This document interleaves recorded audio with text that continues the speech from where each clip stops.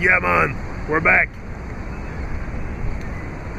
Babylon Busters. Yeah, you know, the goal of, for sure, also, you know, the fact that I have made children never made so much sense in my life after waking up, if I can say. Yeah, the fact that I made children makes so much more, like before I also, this is very important, because before I was awake to what's going on in the world, or what,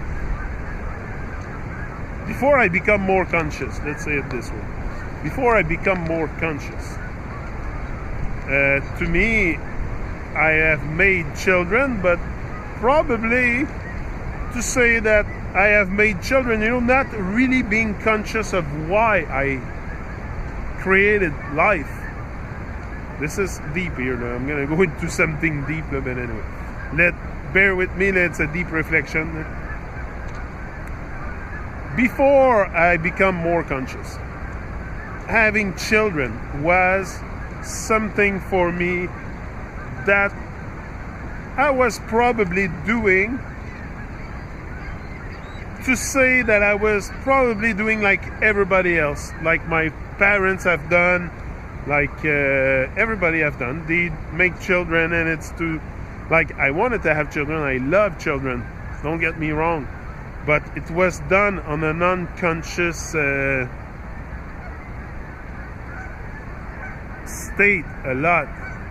Oh, the birds are right there. Yeah, and what I mean is that now that I'm more conscious about life, about who I am, about where I am, about my mission, about what I've came to do here, about my life, more conscious about my life, I realize that it makes a lot of sense for me having children. A lot of sense. So much more than before. So much more than before, because now I have the potential to really, really affect the world in a positive way, because I can bring children into this world with my wife, create them together, and really bring a change. Like, how do you want to change the world? You cannot change the world, but you can start the change in your house. In your house, this is where the real change takes place. First of all, with what you put in your plate, what you show to your children. You know, I've shown my children good manner and good eating habit and everything like that. Yesterday, my 19-year-old son, Sam, calls and he says, "Oh, can you come to Costco with us, and I would like to make groceries for the week." And all he bought was healthy stuff. Like, he's vegan, he's very conscious of his action. That's what I want. I just want my children to be conscious of who they are. And if I do this here on YouTube, most of all, yeah, for me, to keep my motivation, to keep me. But for me, it's becoming an habit now. It's becoming an habit, so it's nothing. I made an habit of making videos on YouTube. So. But for my children to see me rising and shining like that, and it's a big inspiration for them, and that only that is worth it for me to keep going higher on my journey. Yeah, I just want to, it's possible, show them that it's possible, you know, just that it's possible to speak to the world, to go out and not have fear of the man, or for sure. And you know, it's possible to live your dream, to have a plan in life, to not just Yeah, for sure, we have to work. I understand we have to work because that's what we've been told to do, that we have to work, we have to work. Even in school, often when you finish your grades and stuff like that, they will tell you you're gonna skip a year of salary and this and that. Like, what is that? Always to stress us with the time, with the... and to work, to make us believe that all we can do here is work. For a long time, I was under that impression that all I could pretty much do here was work for someone else. But at one point, because also the reason why we're doing this and we're not really moving out of the comfort zone is because it's gonna demand work. It's gonna demand hard work.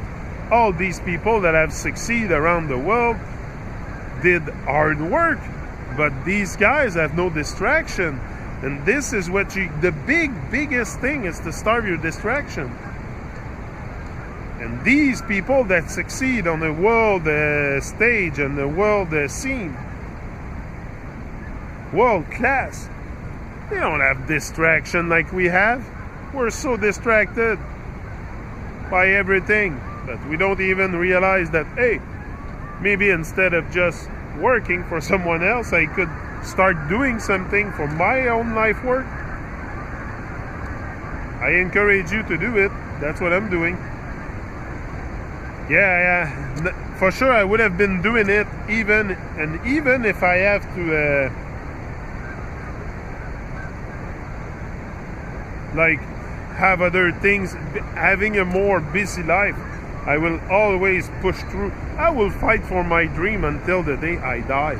I will fight for that until the day I die, because what else there is? That's all I got, is to fight for that dream, to make it happen. To make it happen. I'm not afraid. Yeah, it's frightening to because I don't know what can be happening. But this is also the most beautiful thing in that journey, is I don't know what's going to be happening. And I put things in front of me. I said things that are very, very scary for me to go speak in front of thousands and thousands of people. Never done that in my life. I come here on YouTube. Yeah, that's not the same thing, man. I'm at my chilling spot here alone with the camera. Not the same thing at all, man. So yeah, my YouTube for me is a tool. YouTube is not the place where I want to be forever. YouTube is just a tool, something I use to empower me, first of all, to keep my vibration high. And I love being outside. I'm a nature guy, so I love being in nature. I love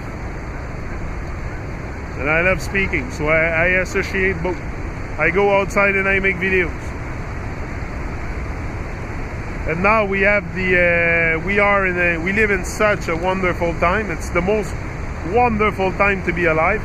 We have internet, we have everything to connect, to share with the world, to speak to the world. And what, I'm gonna stay quiet? They give me internet to speak to the world and I'm gonna remain quiet? Hello? Enough of the quiet state. Time to speak our mind, time to and there's a lot of people speaking their mind just in anyway, if you are in tune with reggae music like me, you're gonna realize that some guys on stage are exposing stuff big time. So what are you afraid of? Go on YouTube and speak your mind? You're afraid to go? Come on. Never me again. I will never be, they will never feed on my fears ever again. Ever again they will feed on my fears. Because that's what they want. They want to feed, that's what they do. They feed on our fears. And we give ourselves so much to fear. That's what they feed on. Moving out of the fear state is